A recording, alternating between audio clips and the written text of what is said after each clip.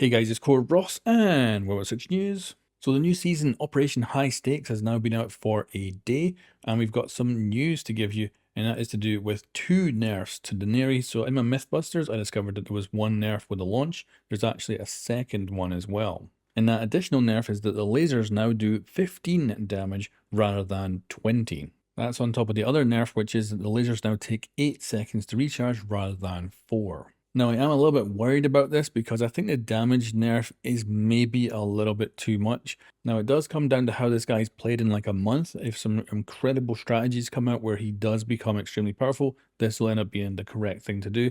But I'm a bit worried that this will make him too weak. Whereas the reactivation time, I like that. I think that's a good change.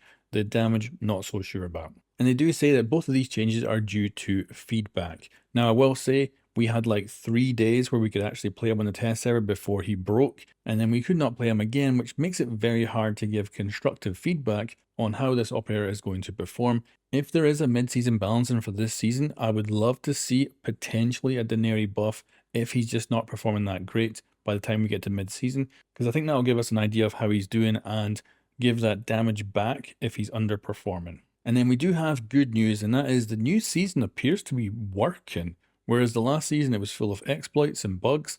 I am so far very happy with how the new season is going. Of course, exploits might appear, but right now, I've been enjoying it. So much so that I actually jumped in and played a whole bunch of ranked games.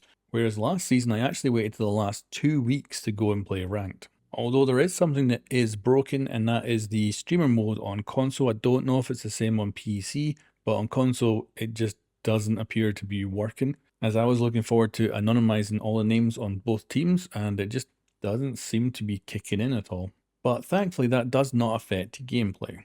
And then lastly, the Rainbow Six Marketplace is allowing you to buy and sell paid packs. Specifically right now, it is the celebration packs, both the white version and the black version. And I've been selling them. You can only sell about 20 per day, so I'm going to need about 3 days to sell all of them. But so far it's going very good. I'm selling them as quick as I can for a half decent price, and I'm not looking for anything, I'm not getting greedy or anything. And it's been so far very successful in making me a bunch of R6 credits.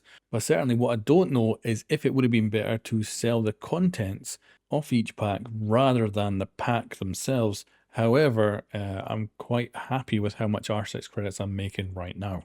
Now, I'd love to hear in the comments below if you're having any issues with the new season, or if you found any good strats with Denari. So far for me, I've found them quite easy to counter. However, I have had luck using them on defense, and I've managed to even get a shield break in and actually take out a blitz, so that was quite nice. But honestly, the best tactic I've seen so far from other people playing them is randomly putting them on the floor, just roughly where they think people will walk, and at points where they'll probably be in a gunfight, so they don't look down, and that seems to have worked quite well. And then how are you getting on with the AI voice chat moderation? Because I don't have voice chat on, so I don't have to worry about that at all. But I'm curious what the experience is, if it is actually even on yet. Anyway, guys, thanks for watching, and I'll catch you next time.